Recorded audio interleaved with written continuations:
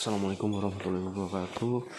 Perkenalkan, nama saya Ahmad Zaidan dari kelas informatika di kelas informatika 2D. Kali ini saya akan menjelaskan ringkasan dari materi matematika diskrit. Yang pertama di sini adalah ada bab logika proposisi. Proposisi sering juga disebut logika matematika atau logika deduktif. Logika proposisi berisi pernyataan-pernyataan dapat tunggal maupun gabungan. Pernyataan adalah kalimat deklarasi yang dinyatakan dengan huruf-huruf kecil, misalnya P, Q, R, S. Pernyataan mempunyai sifat dasar yaitu dapat bernilai benar atau bernilai salah, tetapi tidak mungkin memiliki sifat kedua-duanya. Kebenaran atau kesalahan sebuah pernyataan dinamakan nilai kebenaran dari pernyataan tersebut. Contoh: 1. Bilangan binar digunakan dalam sistem digital adalah pernyataan yang benar. 2. Sistem analog lebih akurat daripada sistem digital adalah pernyataan yang salah. Astaga, mahal sekali harga notebook itu adalah kalimat keheranan, bukan pernyataan. 4. Siang tadi notebook Ira jatuh dari meja adalah bukan pernyataan karena dapat bernilai benar maupun bernilai salah. Cores Deo lebih bagus kinerjanya dan lebih mahal dari Pentium 4 generasi sebelumnya adalah pernyataan yang benar. Kalimat-kalimat yang tidak termasuk pernyataan adalah kalimat perintah, kalimat pernyataan, kalimat keheranan, kalimat harapan, dan kalimat walaupun. Beberapa kelas selanjutnya adalah pernyataan gabungan. Beberapa pernyataan dapat digabung dengan kata penghubung dan atau tidak atau bukan serta variatifnya, dan selanjutnya disebut pernyataan gabungan atau pernyataan majemuk atau compound statement. Macam-macam pernyataan gabungan. Di sini ada konjungsi. Konjungsi adalah pernyataan gabungan dari dua pernyataan dengan kata penghubung dan notasi konjungsi. P sama dengan hi, P dikali hi, P titik hi, dan P hi. Bagaimana menentukan benar atau salah sebuah konjungsi? Konjungsi dianalogikan dengan sebuah rangkaian listrik seri. Bila lampu P dan lampu A hidup, maka arus listrik dapat mengalir dari kutub positif menuju kutub negatif sebuah baterai. Akibatnya dua lampu A dan B menyala atau hidup. Bila lampu B mati dan lampu A hidup atau sebaliknya, maka arus listrik tidak dapat mengalir menuju kutub negatif. Akibatnya kedua lampu A dan B tidak menyala atau mati. Demikian juga lampu A dan B mati. Dengan demikian dapat disimbolkan bahwa konjungsi benar bila keduanya hidup. Selain itu salah. Berikut adalah tabelnya. P, jadi contoh P, sistem analog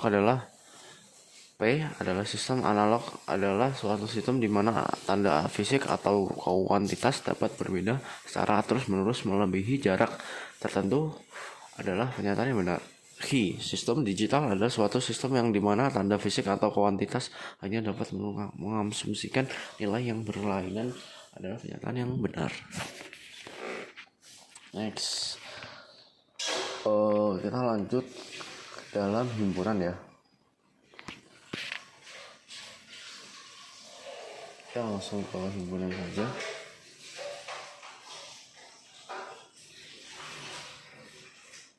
Ya, ini. Oke, kita berlanjut ke yaitu teori himpunan. Salah satu kemampuan yang kita kuasai setelah kita mempelajari logika proposisi adalah kemampuan untuk membedakan apakah tautologi, kontradiksi, atau bentuk proposisi yang lain. Membedakan apakah proposisi bernilai benar atau salah. Membedakan apakah kuantor universal atau eksistensial. Untuk dapat menguasai teori himpunan, kemampuan untuk membedakan sangat diperlukan karena himpunan merupakan himpunan benda atau objek yang didefinisikan benda yang berbeda tetapi dalam satu segi dapat ditanggapi oleh suatu kesatuan. Objek-objek ini disebut anggota atau elemen himpunan. Notasi himpunan ABC, anggota himpunan ABC huruf kecil. Contoh, kita definisikan himpunan software under window, maka kita menulis A. MS Word, MS Excel, MS PowerPoint dan seterusnya, atau B. X dalam kurung X software under window. Cara menuliskan himpunan A disebut menulis secara tabulasi. Cara menuliskan himpunan B disebut menulis secara deskripsi. Masing-masing objek dalam himpunan A disebut anggota atau elemen himpunan. Dituliskan A elemen A, artinya X anggota himpunan A. X bukan elemen A, artinya X bukan anggota himpunan A. Jumlah elemen di dalam A disebut kardinal dalam himpunan A. Notasi N sama dengan adalah A atau A. Contoh B, X merupakan bilangan prima yang lebih kecil dari 20, atau B, kurung kurawa 2, 3, 5, 7, 11, 13, 17, 19, maka B sama dengan 8. T, perkutut, kutilang, perkenari, darah, beo, maka T sama dengan 5. Dalam kurung kurawa maka A sama dengan 3. Jadi di sini ada 3, jadi ibaratnya A adalah 3 gitu. Jadi ada yang ada di dalam kurung ini. Himpunan berhingga dan tak berhingga. Himpunan berhingga dalam himpunan di mana jumlah anggotanya berhingga. Artinya bila kita menghitung elemen-elemen yang berada di himpunan ini, maka proses berhitungnya dapat selesai.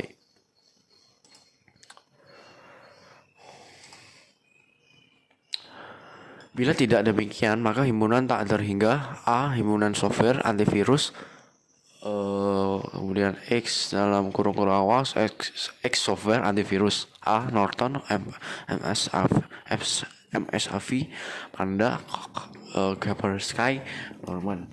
Contoh B. Himpunan bilangan asli, B. X dalam kurung bilangan asli, B 1, 2, 3.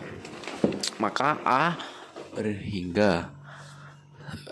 Ya, selanjutnya adalah kesamaan dua himpunan dan subhimpunan. Dua himpunan A dan B dikatakan sama dengan jika dan hanya jika keduanya bersama-sama memiliki anggota yang sama. Contoh A. WordPad, MS Word, WordPerfect dan WS. B. WordPerfect, WS, MS Word, WordPerfect. Maka A sama dengan B. Dua himpunan A dan B dengan elemen-elemen yang berbeda dikatakan setara jika dan hanya jika berjumlah anggota himpunan A sama dengan jumlah anggota himpunan B. Contoh A. MS Excel, Lotus 1, 2, 3. B. Mouse sama dengan dan keyboard, maka A sama dengan B. Demikian penjelasan dari materi yang sudah dijelaskan.